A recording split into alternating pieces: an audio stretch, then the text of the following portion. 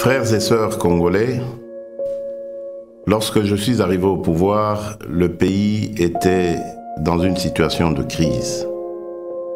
À la suite d'une longue période d'instabilité politique et d'incertitude, l'élection présidentielle qui a consacré notre victoire, votre victoire, continue de susciter beaucoup d'espoir partout dans notre pays et même au-delà de nos frontières. Le jour de mon investiture, je vous ai bien entendu me rappeler « Félix, Papa Lobaki, le peuple d'abord ». Les défis de notre pays sont immenses.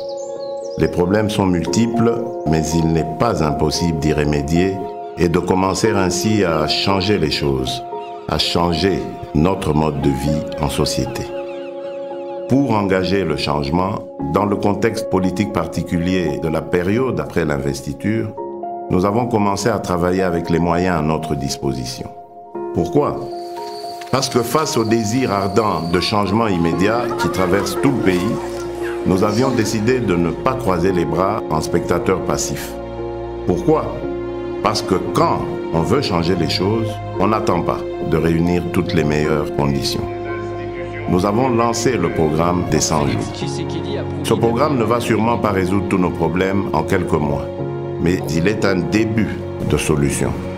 Nous avons commencé à doter nos villes de certaines infrastructures routières et d'apporter les réponses dans la production agro-industrielle ainsi que dans le domaine de la santé et dans bien d'autres. Nous avons ouvert plusieurs chantiers un peu partout. Ces chantiers, une fois finalisés, vont soulager déjà quelques-uns de nos problèmes. Certains d'entre nous pourront ainsi rentrer plus tôt chez eux et sans subir le stress des embouteillages, ou voyager plus facilement d'une ville à une autre, ou évacuer plus rapidement leurs produits et les acheminer vers d'autres marchés pour les vendre plus vite. D'autres vont enfin avoir accès à l'éclairage public, à l'électricité, à l'eau dans leurs habitations. Le programme des 100 jours nous donne la preuve que par notre volonté, seuls nous pouvons trouver des solutions à nos propres problèmes et surtout apporter des changements positifs à notre cher pays. Le grand changement que nous attendons, le changement que vous souhaitez, ne sera possible que si chacun de nous tous, Congolaises et Congolais, adopte la même attitude responsable face aux problèmes et défis qui sont les siens, qui sont les nôtres. Le vrai changement commence par chacun et chacune d'entre nous. Nous devons changer et incarner le changement partout où nous sommes pour que le pays évolue. Aussi petit soit l'impact de l'action que vous pouvez prendre là où vous êtes, elle reste importante pour atteindre l'objectif, le changement. À ceux qui sont responsables de la gestion des affaires publiques, le premier signe visible du changement sera celui de votre comportement, de votre compétence dans la gestion de la mission qui vous est confiée par le peuple congolais. Nous sommes au service exclusif des Congolaises et des Congolais. Sachons désormais travailler pour le changement de notre pays. Mes chers compatriotes, chers frères et sœurs, je rêve d'un Congo meilleur.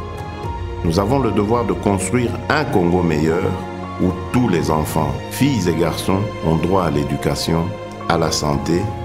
Un Congo où aucun enfant ne dort dans la rue ni ne meurt de faim. Un Congo où toute personne orpheline, veuve, vulnérable ou vivant avec handicap est accompagné par les institutions de l'État.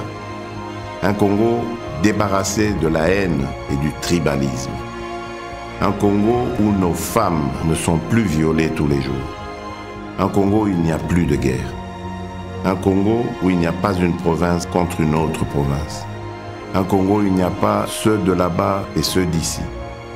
Un Congo où il n'y a pas ceux d'une église contre ceux d'une autre église. Un Congo où il n'y a pas un camp politique contre un autre camp politique. Je veux un Congo où il n'y a qu'un seul camp, le camp des Congolais unis et fiers de notre riche diversité. Un Congo de changement des mentalités. Nous avons le devoir de porter le grand rêve et de redonner de la grandeur à notre pays. De bâtir un Congo debout et digne, un Congo des travailleurs responsables, vigilants et gardiens de nos lois. C'est le Congo que je veux pour nous tous. C'est ce Congo-là, notre Congo, pour lequel vous m'avez donné le mandat. Ce Congo est possible si nous acceptons de changer dès à présent. Oui, ce Congo est possible.